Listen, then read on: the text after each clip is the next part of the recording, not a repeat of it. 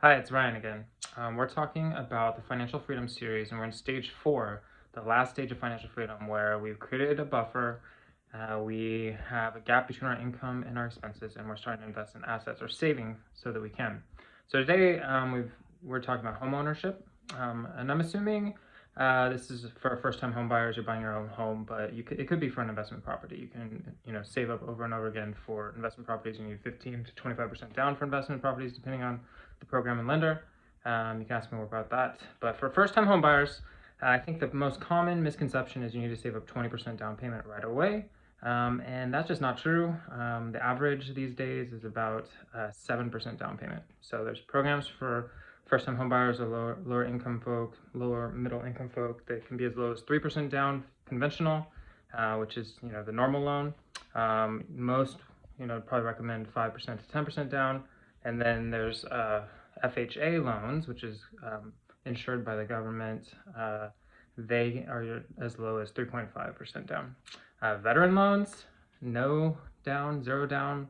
USDA rural loans, also 0% down. So as we've been saving throughout the stages of financial freedom, that's for your down payment, but you also need to know that there's closing costs.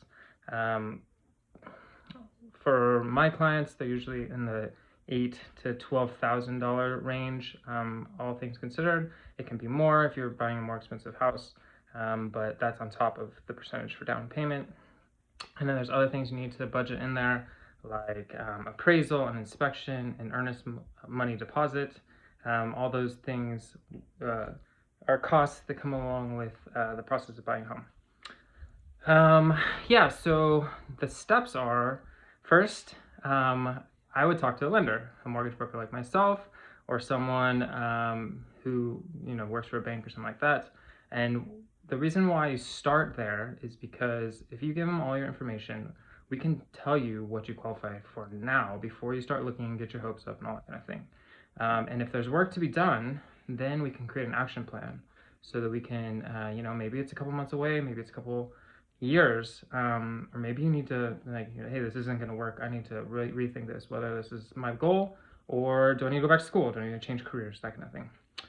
So not everything's easy, but if you want to work at it, I think there are people like myself that will walk alongside you as long as it takes.